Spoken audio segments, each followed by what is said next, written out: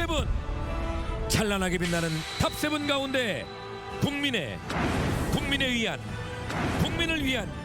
영광의 왕좌 제1대 국민 가수의 황금 트로피는 누가 차지할 것인가?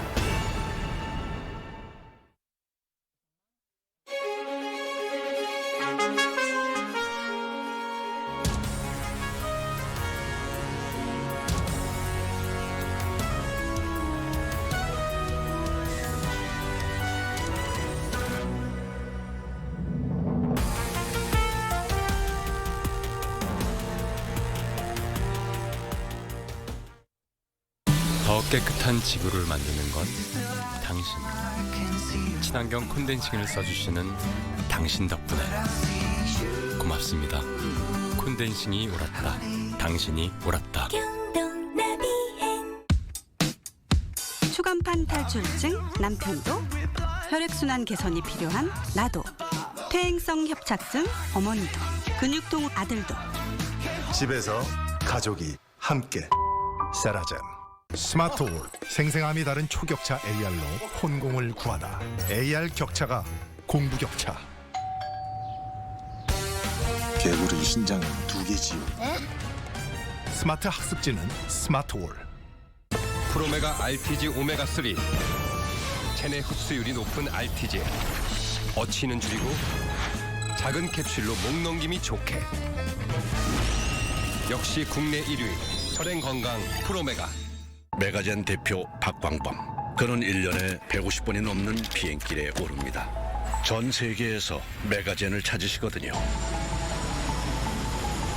세계에서 인정받는 K 임플란트 메가젠. It doesn't happen often, but when it does, when passion meets relentlessness, when intention meets craftsmanship, when all of this comes together, then it's the creation of something truly progressive. And we've never needed progress so much, have we?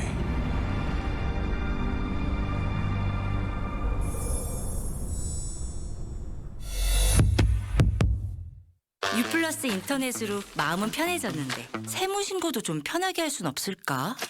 Why not? U+는 간편한 세무 서비스까지. 우리 가게 든든하게 우리 가게 패키지. 오직 U+에서만.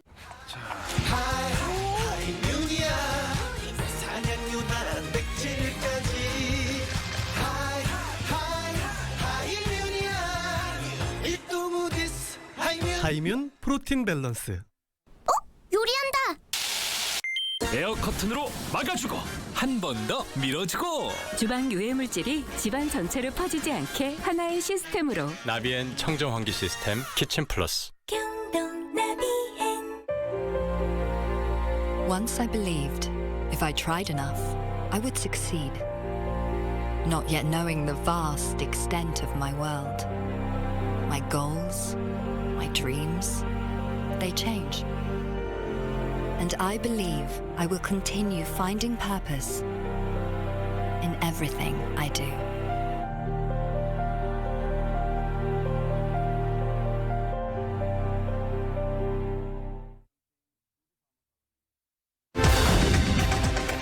코로나 하루 사망자가 처음으로 100명을 넘겼습니다. 위중증도 1000명을 넘어서며 연일 최다를 이어갔습니다.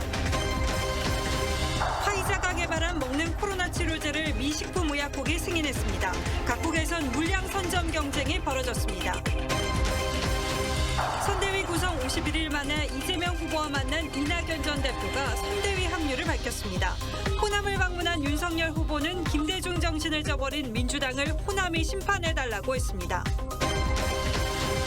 이재명 후보는 숨지채 발견된 김문기 성남도공 처장을 모른다고 했지만 지난 2015년 해외 출장 당시 함께 찍은 사진이 추가로 나왔습니다. 윤석열 후보 장모는 통장 잔고증명서를 위조한 혐의로 징역 1년을 선고받았습니다. 여성 2명이 택시로 장거리를 이동한 뒤 요금을 내지 않고 달아났습니다. 택시기사는 블랙박스 영상을 SNS에 공개했습니다. 내란 선동죄로 구속된 이석기 전 통진당 의원이 내일 가석방되는 것으로 전해졌습니다. 전자발찌를 차낸 조건입니다. 부동산 가격 거품이 25년 만에 가장 큰 폭으로 불어난 것으로 집계됐습니다. 최악의 금융위기 시 경제 성장률이 마이너스 3%로 급락할 수 있는 것으로 전망됐습니다. 물에서 얻는 무한한 자원, 수소. 지속 가능한 미래로 현대 수소 전기차 넥소.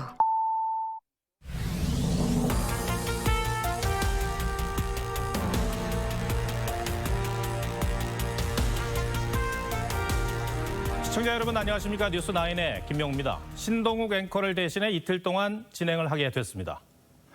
정부가 단계적 일상 회복을 접고 다시 강력한 방역 조치를 취했습니다만 각종 지표들은 아직까진 나아질 기미가 보이지 않습니다. 코로나 사망자가 처음으로 100명을 넘었고 위중증 환자도 역대 최다를 기록한 하루였습니다. 급격히 증가한 중환자로 병상 확보는 버거운 상황이 계속되고 있습니다. 이에 정부는 중환자실에 20일 넘게 입원하고 있는 환자 210명에게 병상을 비우라는 전원 명령을 내려 강도 높은 대응을 하고 있습니다. 오늘 첫 소식은 서영일 기자가 보도합니다. 고령층 확진자가 많이 입원한 서울의 코로나 전담 요양병원입니다. 환자들의 평균 나이는 85세, 60세 이상은 165명입니다. 이 병원에서 이달 들어 오늘까지 23일 동안 48명이 숨졌습니다. 하루에 2명 정도 사망한 겁니다. 한 주에 20명 정도 들어가세요. 정말 중증으로 돌아가시는 건 그중에서 10%, 20%? 그 정도가 보이는데 최근 코로나 사망자는 50에서 70명대를 이어오다 오늘은 109명까지 치솟았습니다. 역대 최다 사망자입니다. 위중증 환자도 1,083명으로 늘어 1,100명을 앞두고 있습니다. 정부는 사망자 관리에서 중요한 건 중환자실 치료라고 말했습니다. 병상이 나려면 위중증 환자가 줄어야 하고 그러려면 고령층 확진자가 감소해야 합니다. 이 효과가 나타나는데 4에서 5일, 길게는 일주일의 시차가 있다는 게 정부 얘기입니다. 중증자 사망자 수는 환자 발생에서부터 이게 나타날 때까지 시간차가 있기 때문에 전반적으로 확진자 증가세가 둔화된다라고 하더라도 당분간 유지. 병상 확보를 위해 정부는 증상이 나타난 지 20일이 넘은 코로나 중환자 210명에게 병실 이전 행정명령을 처음으로 내렸습니다. 이 가운데 89명은 병실을 옮겼거나 옮길 예정이지만 63명은 면역 저하 등으로 계속 중증병상에서 치료받기를 원해서 재평가를 신청했습니다. 이에 대해 정부는 의학적으로 평가해 조정하겠다고 밝혔습니다. TV조선 서영일입니다.